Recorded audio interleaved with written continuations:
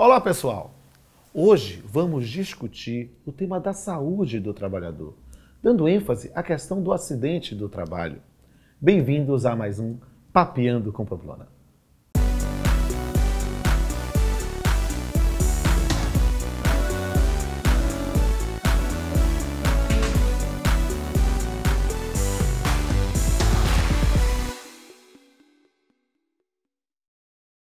Hoje entrevistaremos a maior autoridade brasileira em saúde do trabalhador.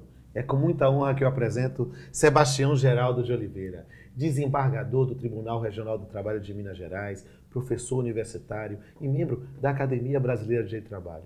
Sebastião, é um prazer enorme recebê-lo no Papeando com Pamplona.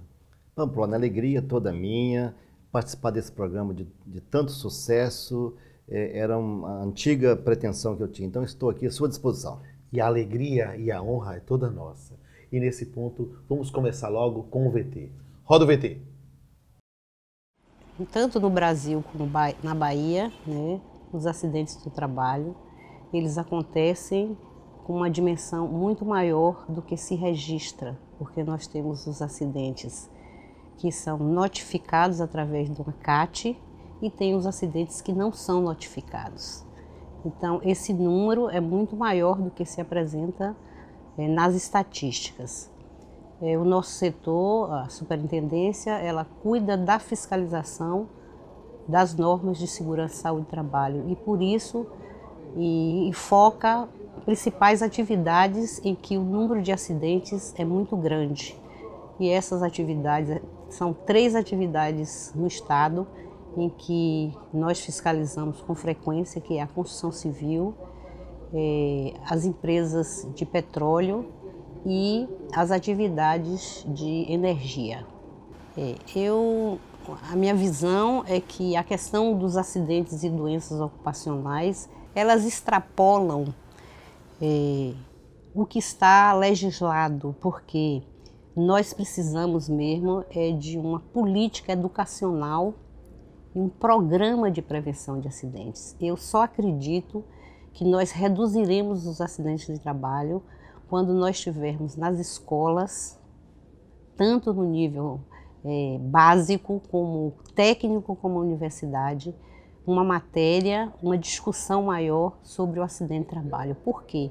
Porque nós seremos ou trabalhadores ou empregadores.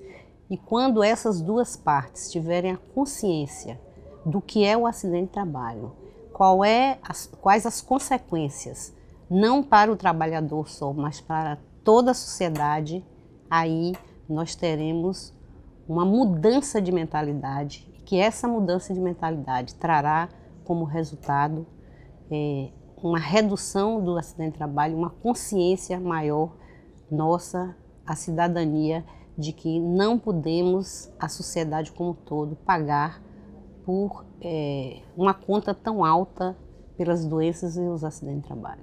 Essa compreensão de que somente um órgão fiscalizador reprimindo o acidente do trabalho, as empresas, compreendendo de que só de mãos dadas a Justiça, o INSS com as ações regressivas e a imposição, o Ministério Público também com as ações civis, e a Justiça determinando punições com relação às empresas que acontecem acidentes fatais ou não, é que nós podemos chegar a um patamar de uma maior consciência e uma diminuição do número de acidentes. Bem, amigos, depois desse interessante VT, vamos conversar agora com o Sebastião sobre acidente de trabalho. E, Sebastião, tecnicamente, o que é que se entende por acidente do trabalho no Brasil? Olha, para ser acidente do trabalho, é necessário que ele ocorra em razão do exercício do trabalho. Porque o trabalhador pode sofrer um acidente em casa, no fim de semana. É um trabalhador, sofreu um acidente, mas não é acidente do trabalho. Tem que estar relacionado ao exercício do trabalho. Essa é a exigência que está no dispositivo legal da Lei 8.213. Certo. Mas, historicamente, como é que foi a evolução dessa legislação brasileira de acidente de trabalho? Olha, o Brasil, no final do século XIX, já começou a preocupar com o tema. A primeira lei foi no início do século XX, já disciplinando o acidente do trabalho. Nós já tivemos 7 leis brasileiras regulamentando o acidente do trabalho. Vieram, entre essas leis, incorporando o acidente de trajeto, como acidente de trabalho, introduzindo a concausa também equiparado ao acidente do trabalho, ainda que o trabalho tenha apenas contribuído, isso caracteriza o acidente de trabalho, e hoje a lei atualmente vigente data de 1991, a Lei 8.213, que define o acidente de trabalho. Certo, mas dentro dessa legislação, dessa quantidade grande de positivação, como é que se posiciona o Brasil nos dados oficiais de acidente de trabalho? Olha, os dados são preocupantes. O Brasil já foi campeão mundial de acidente de trabalho. No ano de 74 e 75, o Brasil teve quase 2 milhões de acidentes de trabalho. E olha que só tínhamos naquela época, só tínhamos naquela época 13 milhões de trabalhadores registrados. Então o volume era muito grande. Houve pressões internacionais, da própria OIT, e aí o Brasil começou a editar normas de prevenção de acidente, que foi ao longo do tempo produzindo seus efeitos. Mas os números ainda são assustadores, ainda levando em consideração uma subnotificação, não é? Sim, hoje, atualmente, nós temos no Brasil, oficialmente, mais de 2.000 acidentes por dia. Mais de 2.000 acidentes por dia. Como combater esses dados? Só para completar os dados das estatísticas, a cada dia no Brasil, 50 pessoas dão adeus definitivamente ao mundo do trabalho. 10 por morte e 40 por invalidez total permanente. Então, é um número que diariamente, repetidamente, continua sendo um número muito elevado. Já foi pior, mas ainda é um número muito elevado. Como se combate isso? E ainda se tem aquela mentalidade do acidente em função de um ato inseguro da vítima? Como é isso? Essa é uma ideia que precisa ser extirpada. Durante muito tempo, nos anos 70 e anos 80 do século passado, prevalecia a ideia que o acidente era uma distração do próprio trabalhador, que era um ato inseguro da vítima.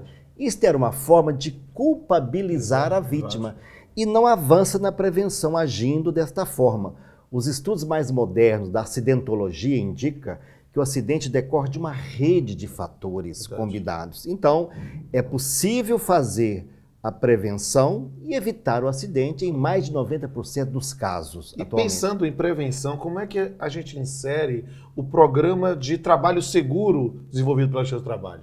Olha, a Justiça do Trabalho, desde o ano de 2011, está preocupada em contribuir também com a prevenção.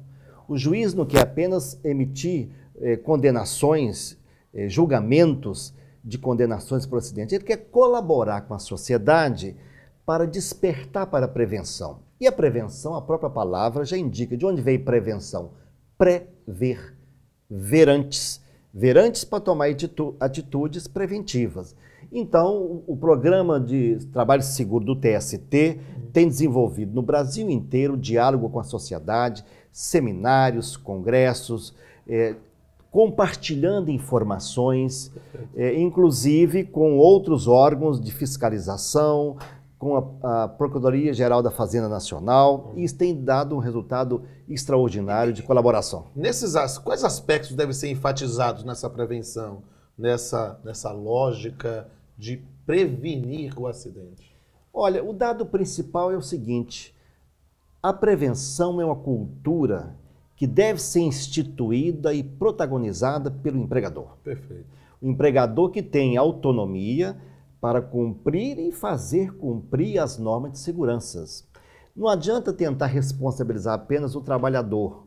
Ele deve ser educado, treinado, mas o empregador precisa ter o seu sistema produtivo, os seus equipamentos direcionados para a prevenção, que deve ser instituído desde a alta direção da empresa, uma cultura efetivamente de prevenção. Esse tema da cultura é fundamental. Sim. E dentro dessa lógica da cultura, o que quero saber, talvez tenha que mudar a lógica para dar mais ênfase à proteção à saúde do que propriamente do combate ou a reparação do dano. E dentro dessa linha, como você vê essa questão das horas extras habituais, ou essa monetização ou monetarização do risco através de adicionais? Essa pergunta merece uma resposta um pouco mais ampla.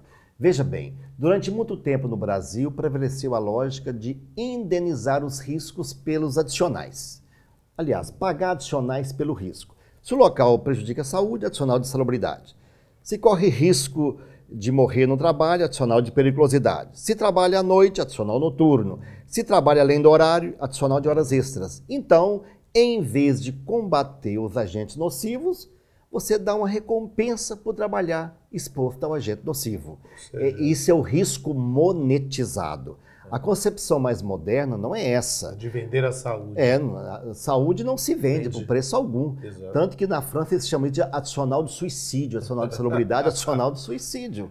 Então, o direito principal é de trabalhar num ambiente de trabalho saudável. Porque o trabalhador sai de casa para ganhar a vida, não para encontrar a morte, ou para mutilações ou doenças. Perfeito. Então a ideia hoje, cada vez mais, é centralizar no verdadeiro direito, que é o direito à saúde e ao ambiente de trabalho saudável. É uma mudança de concepção muito ampla, porque os próprios trabalhadores até apreciam as horas extras às vezes. Chegamos até ao paradoxo de falar de hora extra habitual, como se o fato extraordinário pudesse ser corriqueiro. Se o fato é extraordinário, não pode ser habitual. Exato. Então a hora extra deveria ser reservada a situações efetivamente extraordinárias. O indivíduo querendo ir para trabalhar em lugares insalubres para receber uma determinada remuneração, pensando apenas no aspecto econômico.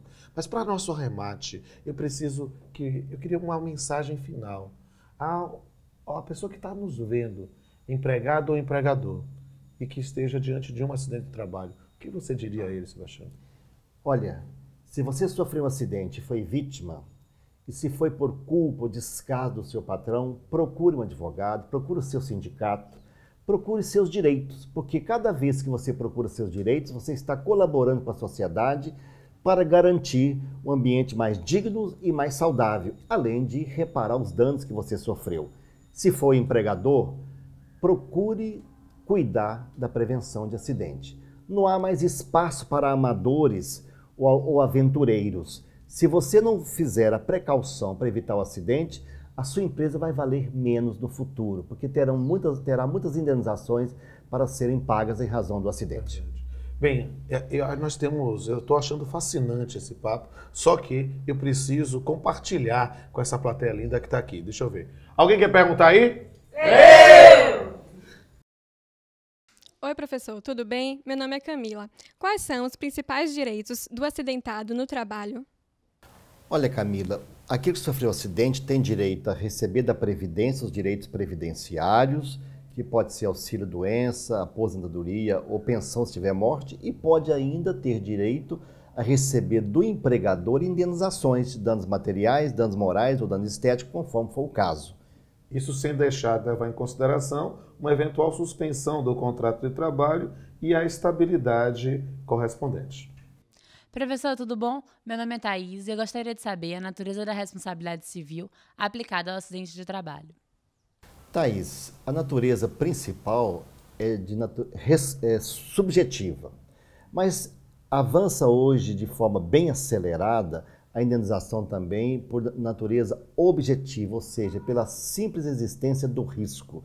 Essa o TST vem acolhendo em diversas situações, como por exemplo, o motorista profissional, trabalha na construção civil, com explosivo, com energia elétrica, já se aplica a teoria do risco. Verdade. Bancário, quando você pensa em doença ocupacional, nós temos analisado isso na aplicação do parágrafo único do artigo 927 do Código Civil. Professor Sebastião, meu nome é Rodrigo. Como é que o senhor vê a influência do nexo técnico-epidemiológico para o tema dos acidentes de trabalho? Olha, Rodrigo, o nexo epidemiológico trouxe uma pequena revolução favorável na saúde do trabalhador, porque presume-se o nexo independentemente da emissão da CAT. Então, ele facilita para o acidentado receber seus benefícios e receber a indenização. Cria uma presunção favorável ao acidentado. É claro que essa presunção pode ser afastada por provas no caso concreto, mas já é um passo importante. E pode inverter o ônus da prova, de uma prova pericial, no processo. Oi, meu nome é Vivian. Gostaria de saber como o senhor tem visto as indenizações por danos morais e materiais decorrentes de acidente de trabalho. Esse é um ponto que estamos ainda amadurecendo. As indenizações, alguns acham que estão muito baixas, outros acham de forma diferente. Mas o certo é que já está consagrado o cabimento da indenização por dano material, dano moral, dano estético e agora está falando até no dano existencial. Então, realmente, o empregador precisa mesmo prevenir, porque o custo que ele vai arcar é muito elevado. E é sempre calcado no arbitramento, esse prudente arbítrio do magistrado. Olá, professor Sebastião. Meu nome é Fábio. Gostaria de saber se há alguma peculiaridade relativa a acidentes no trabalho para o músico. Olha, Fábio, a grande peculiaridade nesse caso é que a maioria não tem registro formal. São trabalhos autônomos. Claro que, se eles forem segurados da Previdência, pode receber benefício e, dependendo de quem causou o acidente, pode gerar para ele também direito à indenização. Olá, professor. Meu nome é Jéssica. Eu queria saber o que o senhor acha da ação regressiva do INSS acerca dos acidentes de trabalho. Olha, Jéssica, eu acho que é uma norma que está desde 91 em vigor e sendo pouco executada. Não tem razão da Previdência pagar pela omissão da empresa. Se o acidente foi causado não pelo risco inerente à atividade, mas foi causado por um descuido, às vezes até criminoso do empregador, ele que deve responder por isso. Então a Previdência paga, mas ela entra com ação regressiva junto ao efetivo causador do acidente para recuperar o valor que ela está despendendo com aquele trabalhador. O elemento básico é a culpa do empregador. Culpa do empregador. Houve culpa, deve-se valer da ação regressiva. Oi, professor, tudo bom? Meu nome é Tiago. Gostaria de saber quais são as principais ações preventivas e fiscalização para a saúde do trabalhador. Olha, Tiago, tanto o auditor fiscal do Ministério do Trabalho como o Ministério Público do Trabalho, ambos podem receber denúncia para fiscalizar as condições de trabalho. Agora, o próprio sindicato ou o trabalhador podem ajuizar ações judiciais para uma tutela inibitória, uma tutela preventiva. Nós torcemos que isso venha a se realizar com muito mais insistência para efetivamente fazer valer as normas de segurança no local de trabalho. Sem dúvida, o melhor remédio é a prevenção. E agora, vamos para a última pergunta. Por favor, fique à vontade. Professor, meu nome é Adelmo. Do ponto de vista da formação dos operadores jurídicos, qual a sua percepção acerca do tema meio ambiente do trabalho? Olha, Adelmo, esse é um tema que me preocupa, porque a maioria dos que estudaram direito até então, estudaram o risco monetizado, não estudaram saúde do trabalhador. Eu, quando fiz direito, por exemplo, estudei medicina legal para avaliar um morto, mas não saúde do trabalhador para preservar o vivo, o que acaba sendo um contrassenso. O meu desejo, então, é que os currículos escolares sejam alterados para introduzir essa disciplina do meio ambiente do trabalho e efetivamente zelar pela saúde do trabalhador. E é sobre esse tema, a questão de uma mudança cultural, em que nós queremos sair do paradigma do combate ao acidente, mas para a preservação da saúde, que é a nossa esperança. E é na saúde que eu quero fazer um brinde por um mundo mais justo, por um trabalho mais saudável e que nós possamos combater o bom combate de tentar mudar a nossa realidade. Esse é meu desejo, essa é minha esperança e quero registrar minha grande alegria de estar aqui no Papeando com Pamplona. O prazer é todo meu e a honra é muito mais minha. E eu tenho que encerrar novamente com direito e poesia, no combate aos acidentes do trabalho, na busca à preservação da saúde do trabalhador, no combate à infortunística. Infortunística. Trabalho porque preciso. Trabalho para sobreviver. Trabalho porque estou vivo. Trabalho para comer. Trabalho porque gosto e porque meu rosto não é mais o mesmo depois de tanto tempo. Não falo da velhice, não falo da tristeza, falo da perda de ânimo, falo da minha natureza, que esse ao quebrou por sentir dor. Em fazer aquilo que eu sei, a única coisa que sei fazer. Lembro o dia do acidente, lembro do choro e do pavor de imaginar terminar minha vida como um filme de terror. Não é mais sustento que está em jogo, nem meu emprego de verdade. O que sinto perder pouco a pouco é o que me resta de dignidade. Até a próxima.